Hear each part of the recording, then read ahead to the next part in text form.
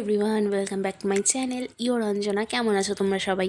তো সেদিন ছিল 12ই এপ্রিল, অর্থাৎ হনুমান জয়ন্তী। আমরা যারা প্রচণ্ডভাবে ভগবানে বিশ্বাসী তাদের জন্য এই দিনটা কতটা স্পেশাল সেটা হয়তো তোমরা সবাই জানো। সকাল সকাল উঠে আমি আগে বাড়ির ঠাকুরকে পুজো দিয়ে নিলাম, অর্থাৎ আমাদের বাড়িতে যেই হনুমানজি আছে তাকে পুজো দিয়ে নিলাম, তার সাথে মহাদেব। এরপর আমি যাব হনুমানজির মন্দিরে পুজো দিতে।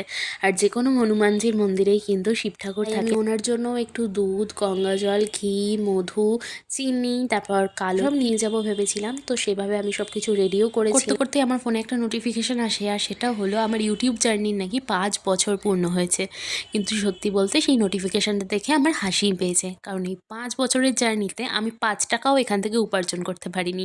আর তার পুরোপুরি দায় আমার পরিবার। বাড়িতে আমার মা ছাড়া আমাকে ভিডিও বানাতে কেউ বিন্দুমাত্র সাহায্য করেনি। আমাকে আমার বোন বিন্দুমাত্র ফোন ধরে কোনোদিন সাহায্য করে দেয়নি। আমাকে আমার দিদা ভয়েস ওভার দিতে কোনোদিন সাহায্য করেনি।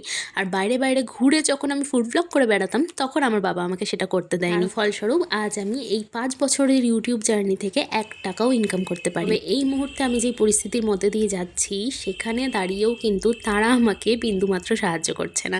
অথচ দেখো, আমি যদি নিজের মতন চলতাম, সবার কথার বিরুদ্ধে গিয়ে লড়ে যেতাম, তাহলে হয়তো আজকে আমি নিজেই কত টাকা উপার্জন করতে পারি। আফসোস ছাড়া এখন আর কিছুই করার নেই, কারণ যা চলে যাওয়ার তা চলে গেছে। যোগও বারবার ফিরে আসে না এবং সময়ও বারবার ফিরে আসে না। আমার একটা ভিডিওতে 8 কোটি ভিউজ হওয়ার পরেও আমি পুরোপুরি ফুড ব্লগিংটা বন্ধ করে দিয়েছিলাম। যাই হোক, তো পুজো দিতে গেছিলাম আমি, আর ওখানে প্রচণ্ড বড় লম্বা লাইন ছিল, প্রচণ্ড রোদ ছিল। দাঁড়িয়ে থেকে থেকে তো আমার শরীর খারাপই হয়ে গেছিলো। তাও ফাইনালি আমি পুজো দিতে পেরেছি।